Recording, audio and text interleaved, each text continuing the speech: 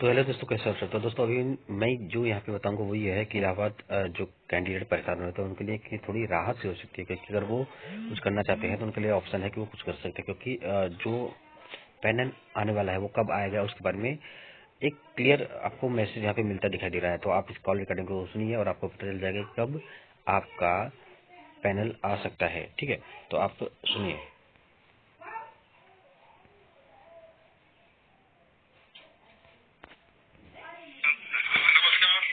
Sir, ये दो list आई है। एक तो आई है क्लेम की, एक आई है जिनको मेमो इशू नहीं हुआ था।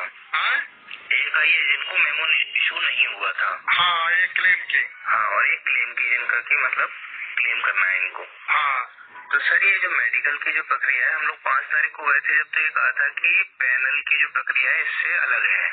हाँ, पैनल आ सकता है, ये प्रक्रिया चलती रहेगी। पैनल आ नहीं सकता, पैनल री मेडिकल के बाद आएगा।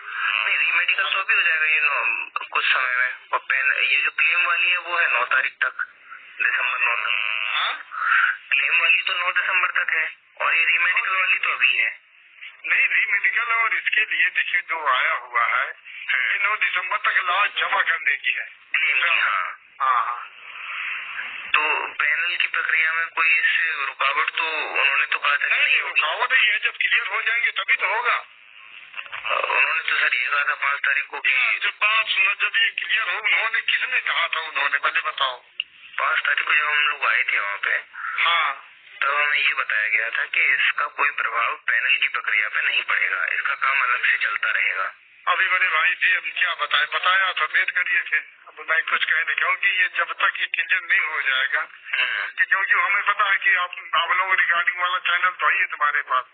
अभी मैं आपको अपने छोटे भाई होने के नाते बता रहा हूँ कि जब तक ये क्लियर नहीं होगा तब तक कैसे रिजल्ट निकालेगा, आप बताइए।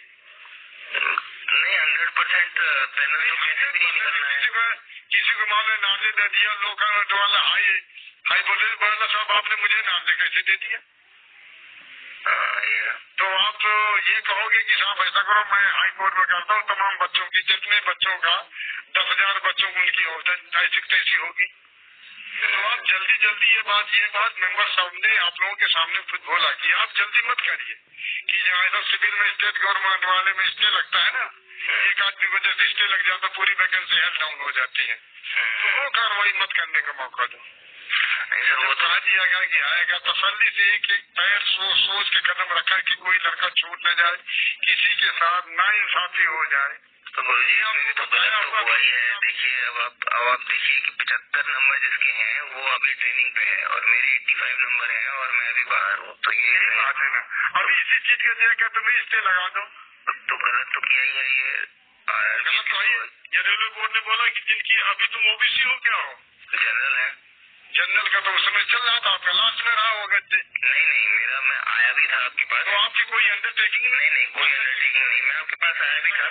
हाँ, मैं आपके पास आया भी था उस दिन, आपने उनसे मिलवाया भी था मुझे स्टेनो से। हाँ, तो मैं आया भी था, मेरी कोई अंडरटेकिंग नहीं थी, मेरा कोई इशू नहीं था और फिर भी मेरा उसका पैनल में नाम नहीं था और मेरा 12 जुलाई को हुआ है। अब देखिए भाई साहब, जो हमारे पास आता तुरंत मिलवाने की कोशिश किया। हाँ, आपने मिलवाने की कोशिश करी थी ना, पता है मतलब अभी क्या आगे हो रहा वो तो वही बताएंगे ना। तो नहीं, पर दिक्कत तो आ रही है, मुझे ऊपर बुला रहे हैं भाई साहब, इतना टाइम नहीं, 2 बार फोन कर चुके। ठीक है। नमस्कार सर, ये 2 लिस्ट आई है। ठीक है, तो ये आपने वहाँ का कॉल रिकॉर्डिंग सुना, तो आप अंदाजा लगा सकते हो कि 9 दिसंबर तक जो क्लेम है वो होने वाला है।